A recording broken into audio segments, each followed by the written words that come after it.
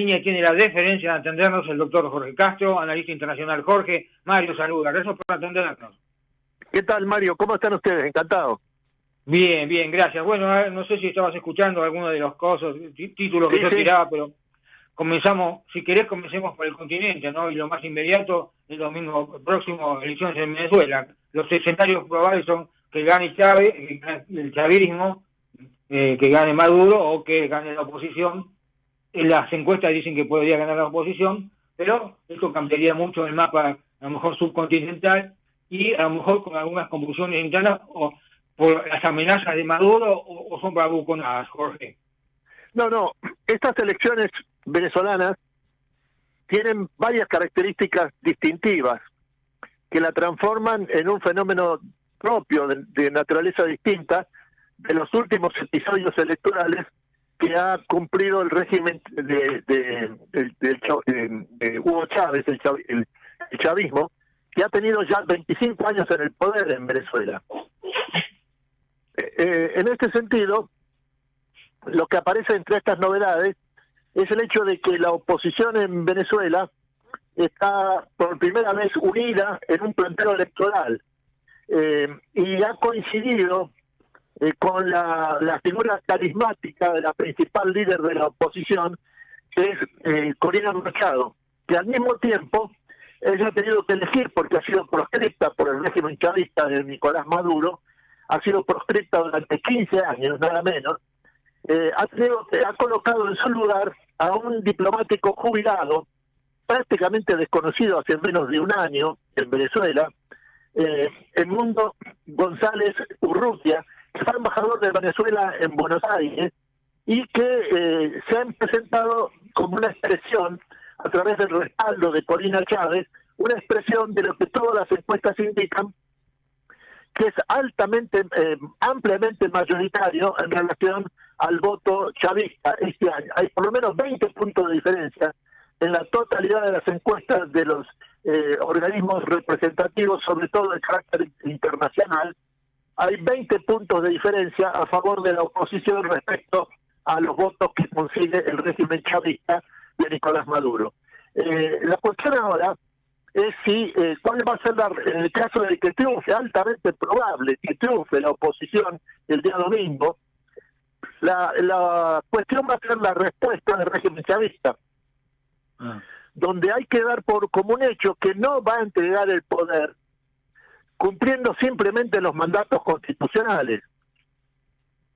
En este sentido, el presidente Nicolás Maduro ha realizado sucesivas amenazas en el sentido de que en el caso de que el régimen chavista llegara a perder las elecciones, esto podría significar un baño de sangre textualmente en Venezuela y el comienzo de una guerra civil. Y hay que entender esto no solo en un sentido de una amenaza de carácter verbal, sino que tiene fundamentos en la realidad de los hechos. Hay que tomar en cuenta finalmente un último elemento respecto al régimen chavista, es que esta vez se encuentra completamente aislado en términos de la izquierda internacional. Ha roto relaciones, y este es un punto de especial importancia, con los dos principales aliados que tenía en América del Sur, que son el presidente Lula de Brasil y el presidente Gustavo Petro de Colombia.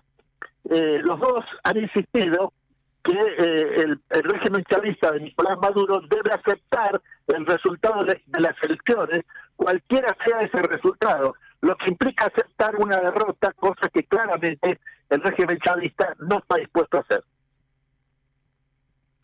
Bueno, además, como yo señalaba antes, que yo creo que la preocupación tanto de Petro como el mismo Lula es que ya están saturados de la migración, que si hay un conflicto interno serio en Venezuela, se van a centrar esta inmigración de venezolanos a los países limítrofes, que ya suma 5 o 6 millones, ¿no?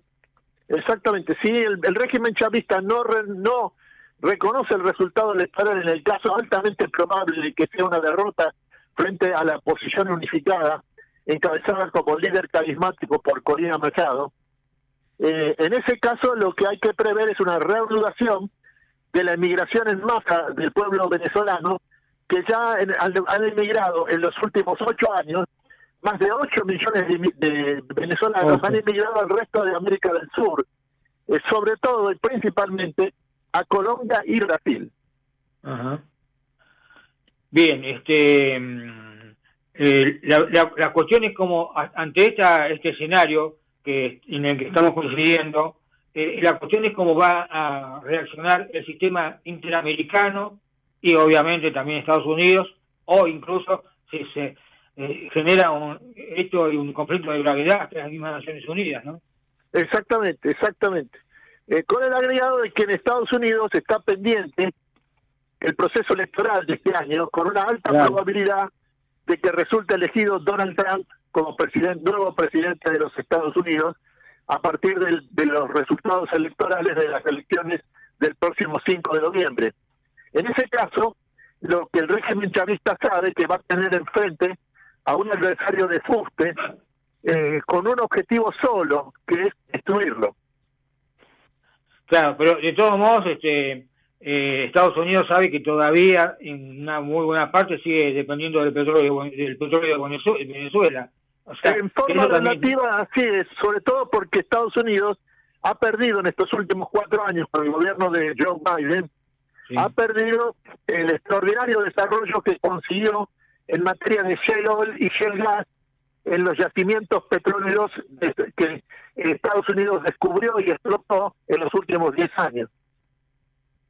Bien, así que muy bien introduciste, lo habíamos charlado previamente como títulos, el tema de Estados Unidos. Bueno, ¿qué se puede esperar? O sea, este cambio esperado, a lo mejor se baja Biden, Cámara, aparentemente no hay ningún problema para el día 15 de agosto, la convención la va a elegir como candidata, solo resta que ella elija su candidato a vicepresidente. En estas condiciones, este cambio de figurita, ¿cambia la tendencia o Trump la va a tener? Claramente mejora la posición de los demócratas, en el sentido de que la situación del presidente Joe Biden se tornaba insostenible. Después del colapso de su candidatura presidencial y de su figura pública, que experimentó en el primer debate con Donald Trump, en el que fue aplastado por el candidato republicano ante más de 100 millones de espectadores, y en lo que mostró un grado de senilidad física y psíquica verdaderamente alarmante. Eso ocurrió hace 4 semanas, nada más. Y en ese periodo, la candidatura de Biden y la posibilidad de derrotar a Donald Trump desapareció. Antes del primer debate electoral, la diferencia a favor de Trump sobre Biden era de 2 puntos, 1,5 puntos, 2 puntos. Así se había mantenido en los anteriores 6 meses. Con posterioridad al primer debate, la diferencia se amplió a 8 puntos y tendía a crecer. Y luego de eso, ocurrió el atentado contra el presidente Donald Trump, en la que milagrosamente salvó su vida y conmovió a los Estados Unidos y al mundo, en cierta forma, porque respondió al atentado homicida contra su vida en una actitud desafiante, en la que emergió esta la imagen que apareció en los medios de comunicación norteamericanos y del sistema mundial. Apareció desafiante con el rostro ensangrentado, con el puño en alto y reclamando a sus partidarios. Por 3 veces continuó la lucha. Esto se transformó en una verdadera imagen que terminó de consolidar la candidatura de Donald Trump y lo tornaba el seguro vencedor de las elecciones presidenciales del próximo 5 de noviembre.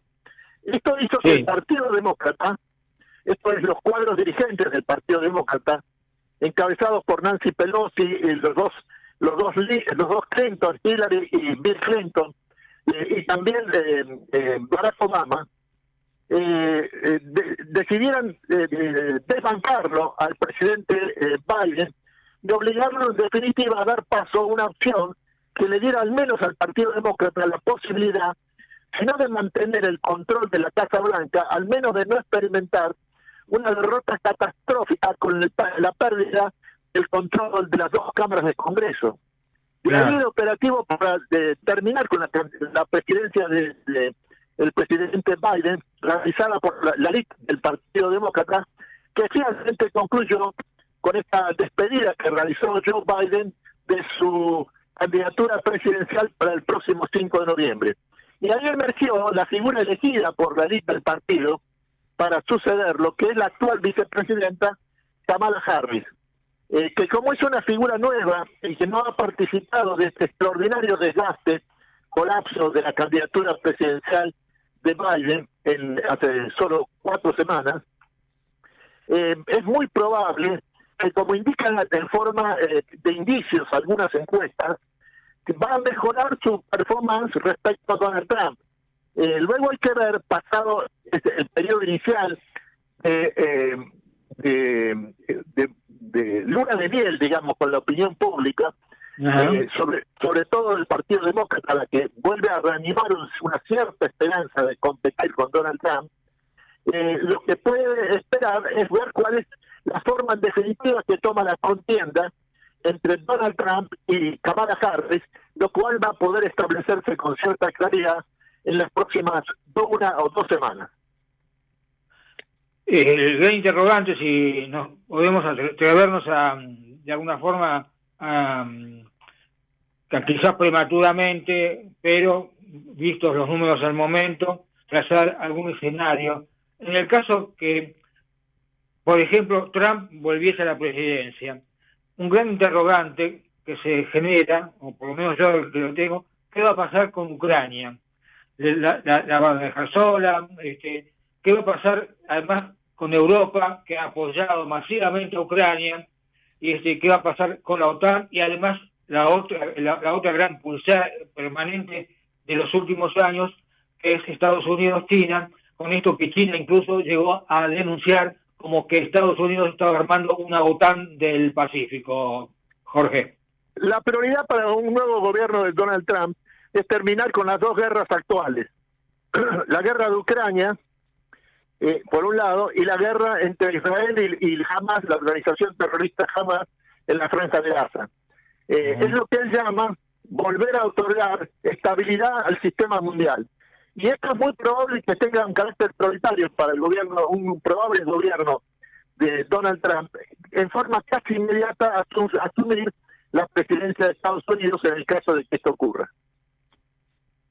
Bueno, o sea que de alguna forma podemos decir que si gana Trump, el destino de Ucrania está por lo menos ya marcado. ¿En qué condiciones sería? Porque lo último que propuso Putin en materia de armisticio era más que una propuesta de armisticio, una propuesta de rendición a Ucrania. El último no, bueno, eso hay que verlo. En el medio está Estados Unidos, ¿no? Estados Unidos que con la presidencia de Trump estaría notablemente fortalecido en términos políticos y geopolíticos en relación a la extrema debilidad experimentada en estos últimos 4 años del gobierno de Joe Biden, ¿no? Correcto, bien. Y en este esquema mundial, hubo recientemente elecciones, la centro derecha más peso en el Parlamento Europeo. Ahí están reclamando algunos puestos, algunas comisiones internas justamente, luego de que Ursula von der Leyen sigue siendo la titular de la Unión Europea. Pero ¿cómo queda Europa en medio de todo esto, en este esquema? ¿Y cómo queda Putin? Porque Putin podría ser definitivamente, sabemos que algunos afinidades o contactos hubo, recordemos que hubo denuncias que Putin tuvo alguna interferencia en la elección, que perdió Hillary, en definitiva. En fin, todo esto son rumores, leyendas urbanas de la política internacional. Lo que hay que ver es lo fundamental acá es lo que sucede en Estados Unidos. Las elecciones norteamericanas es el gran acontecimiento mundial de 2024. Correcto.